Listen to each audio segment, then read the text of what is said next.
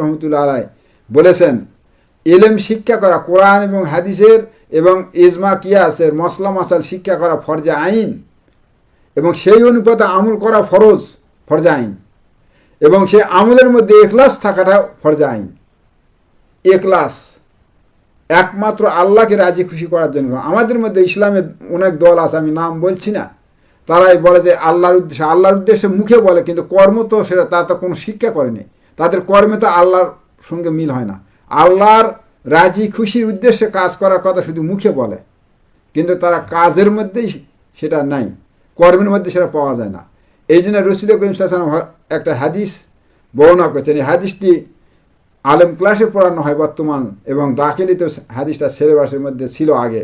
রসুল করিম সাল্লাল্লাহু আলাইহি ওয়াসাল্লাম বলছেন যে যারা মুখে বলে ইসলামের কথা কিন্তু আমল করে না, তাদের অবস্থা কি আর পরিণতি কি হবে, এই বিষয়ে হাদিস শরীফে বলছেন, ইয়াতি আলান নাস জামানুন লা ইয়াবকা হুনা মিনাল ইসলামে ইল্লা ইসমু।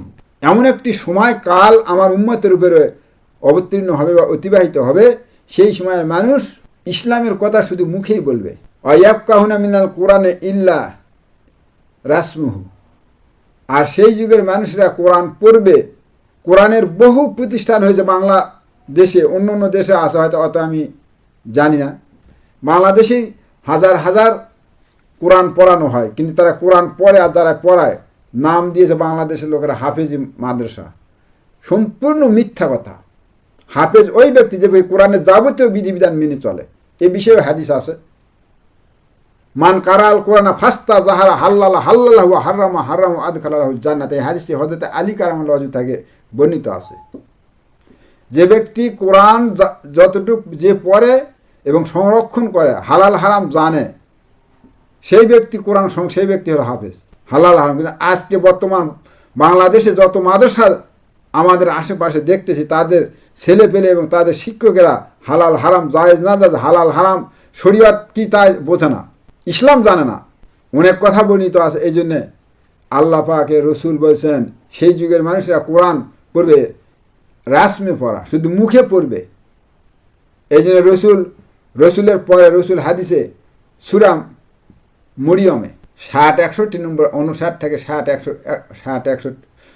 60 নম্বর আয়াতে আল্লাহ পাক বলছেন, রসুল ওই আয়াতে তাফসির ইবনে কাসিরে হাদিস বর্ণিত আছে যে আমার রসুল বলছেন, আমার পরে 60 বছর পরে এমন পৃথিবীতে আমার উম্মতের জন্মগ্রহণ করবে, তারা 3 দলভুক্ত হবে। সাহাবীরা বলছে তারাই কেমন, যে এই 3 দলের মধ্যে 3 দলের বর্ণনা বললেন যে তাদের চিহ্ন কি। তারাও কোরআন পড়বে, 3 শ্রেণীর লোকই। এক দল লোক কোরআন পড়বে, সেই অনুপাতে পুঙ্খানুপুঙ্খানু আমল করবে, আল্লাহর সন্তোষের জন্য তারা জান্নাতি হবে। আর এক দল কোরআন পড়বে, কিন্তু তারা আর কি মুনাফিক হবে। কোরআন এই জন্য তারা পড়বে, শিক্ষা করবে, যে দুনিয়ায় বড় বড় পদ নেওয়া যায়। এখন বর্তমান বিভিন্ন মাদ্রাসা বা বিভিন্ন প্রতিষ্ঠান, বিভিন্ন আর কি যারা অনেক ডিগ্রি অর্জন করেছে, যারা ফার্স্ট ক্লাস গোল্ডেন প্লাস বড় বড় চাকরি নিয়েছে বা চাকরি করে, তাদেরকে আমরা বড় বলি। তারা কোরআন শিক্ষা করেছে এই জন্যেই দুনিয়ার মানুষের নিকটে সম্মান মর্যাদা লাভের জন্য, তারাও জাহান্নামী। আর আরেক প্রকার হলো, তারাও কোরআন পড়বে, তারা হলো কাফের। তারা কোরআন পড়বে কিন্তু কোরআনকে বিক্রি করে দেখাবে, অর্থাৎ আজকে বর্তমান ওয়াইজরা এই কোরআন বিক্রি করে নিজের অর্থ উপার্জন করতেছে, তারাও জাহান্নামী। এরা রসুলের হাদিস। আমি বলি তাফসির ইবনে কাসির সূরা মরিয়মের 59-60 নম্বর আয়াতে তাফসির বর্ণিত আছে। এই জন্য এই 3 শ্রেণীর লোক আমাদের আছে। রসুল বলছেন যে আমার পরে 60 বছর, এটা উমায়া খলিফাদের মধ্যে সময় এই ঘটনা সংঘটিত হয়েছিল, সেরকম লোক এখন অসংখ্য রয়েছে। এই জন্য মুজাদ্দিদ আল-পেসানি বলছেন যে কোরআন পড়বে, হাদিস পড়বে, ইজমা কিয়াস পড়বে, শরীয়তে 4টি দলিল, সেই অনুপাতে আমল করবে, এবং সেই আমলের মধ্যে বিশুদ্ধতা এখলাস থাকতে হবে। এখলাসের কথা অল্প সময়ে বলা বোঝানো সম্ভবের বাইরে। কিন্তু আমরা যারা মুখে বলি এখলাস শিক্ষা করা যাবে কোনটায়, তাদের দরবারে যায় না। এখলাস ইয়া আইয়ুহাল্লাযিনা আমানুত্তাকুল্লাহা ওয়া কুনু মাস সাদিকিন, সূরা তওবার মধ্যে আল্লাহ বলছেন, তোমরা যদি এখলাস শিক্ষা করো, তাহলে যারা সত্যবাদী ন্যায় বান্দা, খোদাভীরু বান্দার নিকটে যাও। আল্লাহকে যদি ভয় করো, আল্লাহ ভীরু বান্দার কাছে যা, ইখলাস এবং খোদাভীরুতা শিক্ষা করা। আল্লাহর ভয় না শিক্ষা করলে তার ভিতরে কোনো ইখলাস আসবে না। এই জন্য আল্লাহ পাক বলছেন, এই হাদিসটা আমি বলছি যে ওয়াইয়াবকাহুনা মিনাল কোরআনে ইল্লা রাসমু, তারা কোরআন পড়বে তাদের কিন্তু আল্লাহর ভয় ভীতি থাকবে না। তারা কোরআন পড়বে দুনিয়া কামাইয়ের জন্য, তাই করতেছে। ওয়াইজিন সহ এই হাফেজি মাদ্রাসার শিক্ষকেরা সহ সকলেই। আর বাংলাদেশের লোক ইসলাম না জানার জন্য তাদের সহযোগিতা করে। তারাও এই জন্য কোরআন শরীফে সূরা আল মায়েদায় হালাল হারাম সম্পর্কে বিশেষ আলোচনা আছে। এই সূরা মায়েদায় বলছে তাইনু আলা বিররি ওয়াত তাকওয়া, আল্লাহর ভীরু কাজে, আল্লাহর আনুগত কাজে সহযোগিতা করো। ওয়ালা তাইনু ইসমিল উদওয়ান, আল্লাহর অবাধ্য কাজে, আল্লাহর নাফরমানি কাজে, আল্লাহর সন্তুষ্ট কাজে সাহায্য সহযোগিতা করো। ইত্তাকুল্লাহ, আল্লাহকে যদি ভয় করো। ইন্নাল্লাহ শাদীদুল ইকাব, আল্লাহ কঠোর শাস্তিদাতা। এখানে আল্লাহ বলছেন, সূরা মায়েদার 2 নম্বর আয়াত। এই জন্য আল্লাহ পাক ভয় করার কথা বলছেন। তারপরে তৃতীয় কথা আল্লাহ রসুল বললেন এই হাদিসে, মাসাজাদুহুম আমিরাত খারাবু মিনাল হুদা, সেই যুগে মসজিদগুলি হবে মোজাইকা, বিল্ডিং, বালাখানা, এয়ার কন্ডিশন, কিন্তু সেখানে কোনো হেদায়েত থাকবে না। ওলামাহুম তাতি আদিমিনের সময় তাকরুজু ফিতনাত ওয়া ইয়াদু মিনহু ইলাইহি, সেই যুগের আলেমদের কথা আল্লাহ রসুল বললেন। 4টি নিদর্শনে হাদিসে রয়েছে। সেই যুগের আলেমদের অবস্থা হবে, তারা আসমানের নিচে জমিনের উপরে সর্বনিকৃষ্ট ব্যক্তি। আর এই সমস্ত শারুর নামের শারুর সেরার আলেমদের মধ্যে যারা নিকৃষ্ট, তারাই কুকুর শুকুরের চেয়ে নিকৃষ্ট। এই আলেমদের দ্বারা জাহান্নাম উদ্বোধন করবে, রসুল অন্য হাদিসে বলছেন। এই আলেমরা নবীদের পরে পদমর্যাদা, আল ওলামার ওয়ারেসাতুল আম্বিয়া, নবীদের ওয়ারেস এই আলেমগণ। এই জন্য খায়রুল উলামা খায়রুল খিয়ারে, আলেমদের মধ্যে নবীদের পরে সবচেয়ে বেশি মর্যাদা সম্পন্ন ব্যক্তি হলো আলেমগণ। আলেমদের সম্পর্কে কথা বলা আরও অনেক হাদিস বর্ণিত আছে। আলেমদের মর্যাদা বিস্তারিতভাবে আর কি হাদিস কাসির ইবনে কাইস থেকে আলেমদের মর্যাদা, এলেমের মর্যাদা সম্পর্কে হাদিস বর্ণিত আছে। সেটা অনেক লম্বা চওড়া হাদিস। এই জন্য আল্লাহ পাক এখানে রসুল বললেন যে সেই যুগের মসজিদের এই অবস্থা আর আলেমদের অবস্থা হবে এই, তারা জমিনের নিচে সবচেয়ে নিকৃষ্ট। এই অবস্থা আমাদের সামনে বিরাজ করতেছে। এই জন্য আমাদের মধ্যে ফিতনা ফাসাদ সৃষ্টি হয়েছে।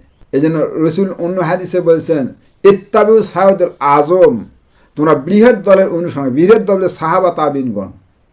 আর যত দল আছে সরা সংখ্যা বেশি এখানে নয়, এখানে বৃহৎ দল সাহাবি এবং তাবিনগণকে বুঝাচ্ছেন। সমস্ত হাদিসের সরাগুলিতে বর্ণিত। বুখারীর সরা অনেকগুলি আছে, মিশকাতের সরা আছে 12টি, বুখারীর সরা 80টি মতো সরা।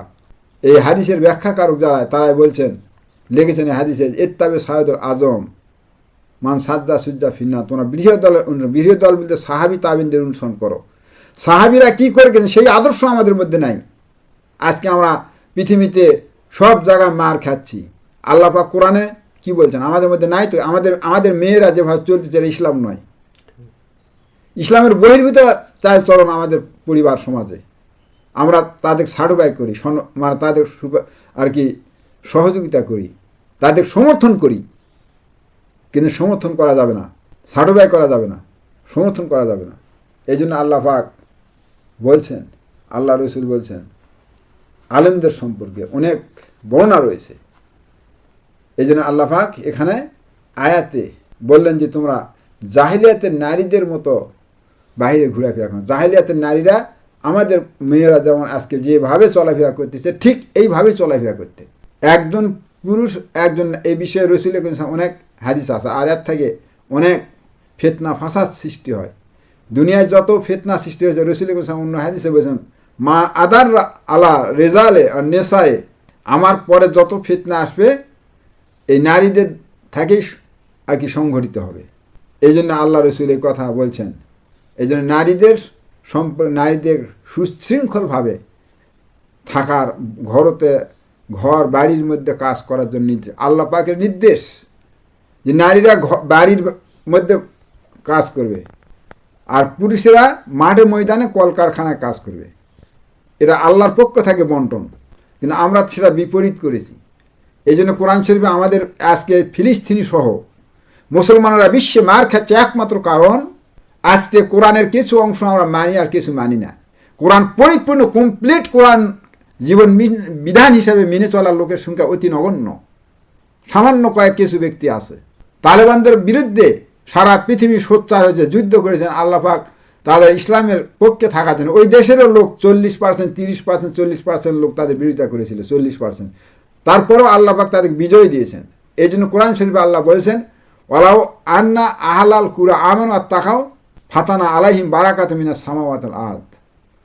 যে এলাকার লোক, এলাকাবাসী, যে দেশের লোক বাস করে, যে আমরা বাংলাদেশের লোক, যদি আমরা একটি দল অর্ধেক বা সংখ্যাগরিষ্ঠ বা 30% লোকে যদি আমরা পরিপূর্ণ কমপ্লিট ইসলাম মানি, তাহলে এই দেশে ইসলামী আইন হওয়ার সম্ভাবনা রয়েছে। আর যদি আমরা এইভাবে চলি, এরা কিয়ামত পর্যন্ত চেষ্টা করলে এখানে ইসলামের আইন আসবে না। এই জন্য আল্লাহ পাক বললেন যে যদি এলাকার লোকজন আল্লাহকে ভয় করে ফাতা এবং আল্লাহর বিধান মেনে আল্লাহকে ছাড়া কাউকে ভয় করে না, ওলা ইমান আনে, একমাত্র আল্লাহর উপরে ইমান আনলে আমরা ইমানদার দাবি করি মিথ্যা। এই মিথ্যাকে পরিহার করতে হয়। আল্লাহর উপরে ইমান আনলে আর কারো আনুগত্য করা যাবে না। এখানে আনুগত্যের কথা বর্ণিত আছে। কারণ আল্লাহর প্রতি ইমান আনলে আর কারো প্রতি ইমান আনা যাবে না, কারো আনুগত্য করা যাবে না, সে যে কেউ হোক। ইমান আনলে মানে মৃত্যুর জন্য প্রস্তুতি গ্রহণ করা। মৃত্যু হবে আল্লাহর জন্য, জীবনটাকে আল্লাহর রাস্তায় যেতে হবে। নমাজে এই জন্য ইন্নি আজহাত লিল্লাহি ফাতরা সামাওয়াতি ওয়াল আরদ ওয়া মা আনা মিনাল মুশরিকিন। নমাজের সালাতের প্রথমে আল্লাহর কাছে আমরা ওয়াদা করি যে আমার জীবন, আমার মরণ, আমার কুরবানি, আমার দান সদকা, আমার সমস্ত আমল মহান রব্বুল আলামিনের জন্য। এই জন্য আমি বুঝানোর জন্য বলছি, সূরা বাকারায় বলছেন আল্লাহ পাক, আফা বিবাদুল কিতাব তাকফুরনা বিবাস ফামান জাযাউ মিনকুম ইল্লা খিজুন ফিল হায়াতিদ দুনিয়া ওয়া ইউরাদুনা ইলা আশাদ্দিল আযাব। তোমরা যদি কোরআনের কিছু অংশ মানো আর কিছু অংশ না মানো, ইহুদি নাসাররা যেমন কিছু মেনেছেন কিছু মানেনি, তাদের উপরে আল্লাহর পক্ষ থেকে লানত অভিশপ্ত এসেছিল। রসুলের যুগে, পরবর্তী যুগে ইহুদি নাসারদের অস্তিত্ব ছিল না, কিন্তু পরবর্তীতে তারা সুসংগঠিত মুসলমান যখন দুর্বল হয়ে গেল, এই জন্য একজন ইহুদি নাসারারা সামান্য ইসরায়েল ছোট রাষ্ট্র খ্রিস্টানদের সহযোগিতায় মুসলমানদের উপরে সারা বিশ্ব মুসলমানকে চেপে রেখেছে। কারণ আজকে যদি এইরকম মুসলমান থাকতো সাহাবীদের মতো ইমানদার, তাহলে এই মুসলমানদের এরকম দুর্গতি হতো না। এখানে কোরআনের আমরা কিছু মানি, আমরা মানি, যেমন আমাদের নারী, আমাদের মধ্যে পর্দা নাই। সূরা নূরে পর্দার বিস্তারিত আলোচনা আছে। বৈবাহিক সম্পর্ক, সেই বৈবাহিক সম্পর্ক আমাদের মধ্যে নাই, পর্দা নাই, নারী পুরুষের পর্দা নাই। আমাদের মধ্যে অনেক ইসলামের কথা মুখে বড় বড় কথা বলে, কিন্তু তাদের মধ্যে পর্দার বেলাই নাই। এই জন্য এরকম মুখে ইসলামের কথা বলে ইসলাম বিজয় হবে না। ইসলাম বিজয় একমাত্র আল্লাহর সন্তুষ্টের জন্য কাজ করতে হবে, তাহলে আল্লাহ বিজয় দিবেন। আর বিজয় দেখ আর না দেখ, পরকালে আর প্রাচিত্য অবশ্যই পাওয়া যায়। আজকে যারা পরিপূর্ণ ইসলাম মেনে চলে, তার যা যা পুরস্কার আল্লাহর নিকটে মজুদ রয়েছে। দুনিয়ায় কি হবে হবে। এই জন্যে আল্লাহ পাক বললেন, যদি লোক হয়, দলভুক্ত লোক হয়, দল থাকে, তাহলে সেখানে ইসলাম রাষ্ট্রীয়ভাবে প্রতিষ্ঠা করা সম্ভব, নইলে সম্ভব নয়। একক মক্কায় রসুল করিম সাল্লাম, মক্কার লোকেরা ইসলামের এক অংশ মানতেন আর এক অংশ মানতেন না। এই জন্য সেখানে তিনি ইসলামী সরকার, ইসলামী প্রেসিডেন্ট, ইসলামী শাসনতন্ত্র কায়েম করার